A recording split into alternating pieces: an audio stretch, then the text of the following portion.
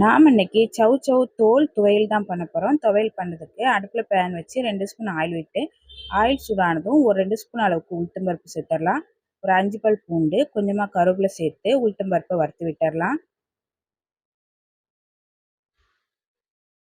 இது கூட காரத்துக்கு ஒரு 3 பச்சை மிளகாவை கட் பண்ணி சேர்த்துடலாம்.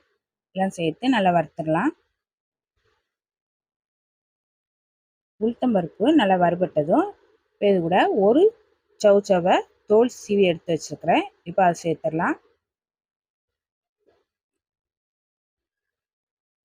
சௌவோட தோல் சேர்த்து வதக்கி விட்டுடலாம்.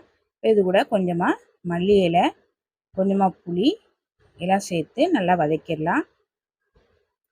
ஒரு 5 நிமிஷத்துக்கு சௌவோட தோலை நல்லா வதக்கிடலாம். தோல் நல்லா வதங்கினதும் இது கூட ஒரு துண்டு தேங்காவை கட் பண்ணி சேர்த்து வதக்கி விட்டுடலாம். அடுப்பு ஆஃப் பண்ணிவிட்டு ஆற வச்சுட்டு மிக்ஸி ஜாரில் மாற்றி கொஞ்சமாக உப்பு சேர்த்து தண்ணி சேர்த்து துவையலை அரைச்சிடலாம்.